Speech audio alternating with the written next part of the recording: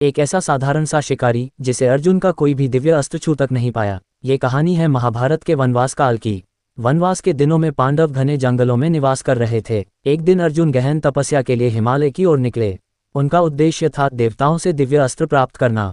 कई दिनों की कठोर साधना के बाद भी जब कोई देवता प्रकट नहीं हुआ तो अर्जुन के भीतर हल्का सा अहंकार जाग उठा। मेरे समान धनुर्धर इस पृथ्वी पर कौन है?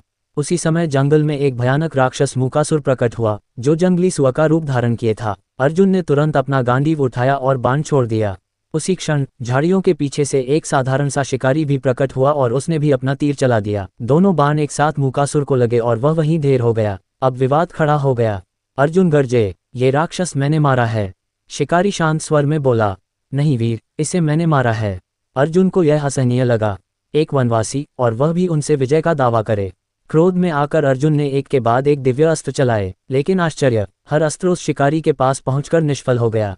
अब अर्जुन ने गांडीव उठाकर स्वयं आक्रमण किया, पर शिकारी न तो घायल हुआ न विचलित। अंततः दोनों के बीच भयंकर युद्ध हुआ।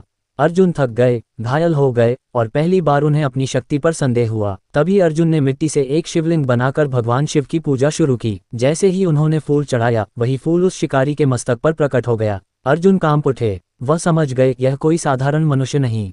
तुरंत उन्होंने धनुष छोड़ दिया और दंडवत होकर बोले, हे प्रभु, आप स्वयं महादेव हैं। क्षण भर में शिकारी का रूप विलीन हुआ और भगवान शिव अपने विराट स्वरूप में प्रकट हुए। महादेव मुस्कुराए और बोले, हे अर्जुन, ये परीक्षा थी।